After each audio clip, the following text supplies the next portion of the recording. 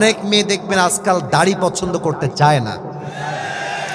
তাদের জন্য আমার being humble, I am being very honest about it, আমার কথা একদম সত্য এবং বিনয়ের সাথেই বলতে চাই, যাদের দাড়ি পছন্দ না, যেই মেয়েদের, তাদেরকে আমি ক্লিয়ার কাট বলতে চাই, যদি তোমাকে কোনো মেয়ে দাড়ির জন্য রিজেক্ট করে দেয় তোমার প্রপোজালকে, তুমি ভদ্র ভাষায় বলবা, তুমি যদি আমাকে দাড়ি দেখে বিয়ে করতেই না চাও, তুমি আমাকে বিয়ে কি করবা? তোমাকে তো আমি নিজেই বিয়ে করব না, তুমি তো নিজেই আমার বউ হওয়ার যোগ্যতা রাখো না।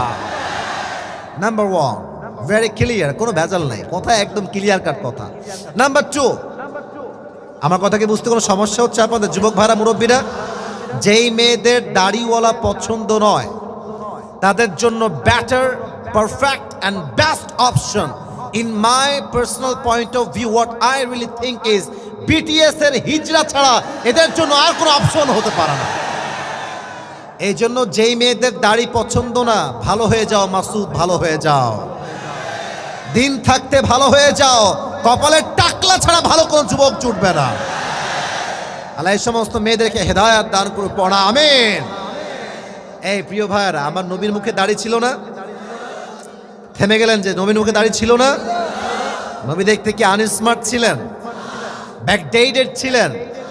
আমার নবীর মতো স্মার্ট সুদর্শন পুরুষ আল্লাহর আকাশের নিচে জমিনের উপর দ্বিতীয়টা কেউ হতে পারে?